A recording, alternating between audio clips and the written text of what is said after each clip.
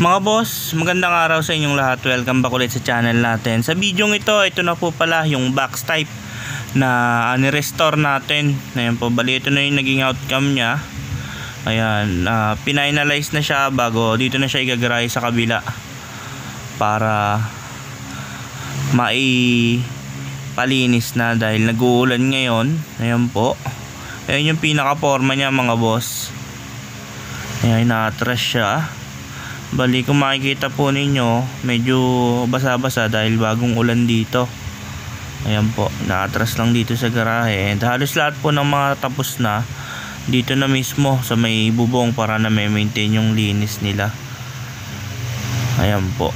Bali, ang ginawa po natin dito mga boss is pininturahan yung under chassis, binapping, pinilitan yung mga ilaw.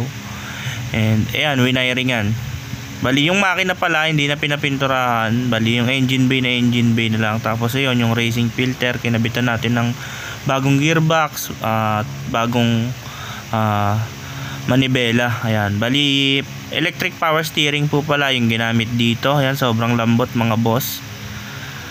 Bago yung kanyang radiator pinalitan din natin. Bago ito din yung kanyang trapal tsaka bubong pinalitan din natin mga boss. And lipat naman tayo dito sa may gilid, sa may likuran, dahil hindi natin ma-videohan ng maayos dahil masikip. Ayan po yung kanyang buong trapal. Bali ito na yung forma nya. Bali yan mga boss, tinetesting na yung mga ilaw, yung mga signal light nya. And pakikita ko sa inyo yung kanyang headlight. Ayan po, LED po yan. And naglagay pa tayo ng extra signal light sa baba. Ayan yung hela kung tawagan. And yung plaka nya pinarestore natin, original pa rin po yan. And ayan yung under chassis, yung tie rod end, ayan, lilinisin pa po to mga bossing bago natin ibigay sa may-ari. Ayan, tinetesting lang natin para talagang quality na bago nila kuhanin. And dito naman mga boss, yung mga gauge nya bago lahat, rocks ang ginamit natin. Ayan po, kung makikita po ninyo, kompleto po yan. Ang wala lang dito is speedometer kasi wala tayong paglagyan.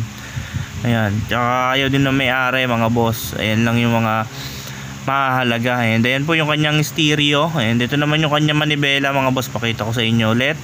Sobrang lambot niyang pihitin mga bossing. Ayan, ngayon ko lang nakita na pwede pala tong palitan ng Momo. Dahil naka-airbag yung manibela na ganito. Ayan, may kino-convert lang ho yung ating magwa-wiring. Ayan po siya mga boss. Talagang good na good hagurin. Sobrang lambot, talagang 100% ho. Kahit matigas yung gearbox ninyo or yung inyong mga ball joint, talagang pag inabitan ng electric power steering lalambot mga boss. Tapos dito naman sa likod yung kanyang taillight na hamburger. Ayan, pati yung plaka sa likod ni-restore na rin natin. Bali yung unit na to, ito na po yung tindig nya. Hindi na namin binago, binapping lang, tinubuhan. Ayan, wala tayong binago sa tindig nya. Yan na yan. And ayun po, dahil tapos na, ready nang kuhanin to ng may-ari. Bali ayun lang po mga boss. Bali next upload natin, talya update ulit kung ano na yung mga nadagdag at kung ano na yung mga nagawa. Bali yun lamang po mga boss. Hanggang dito lang ulit yung video na to. And bago nyo lisanin, huwag nyo kalimutang i-click ang subscribe button at i-on ang notification bell para lagi kayong updated sa mga video na ilalabas namin tungkol sa Honor Type Jeep. Maraming salamat. See you sa next video.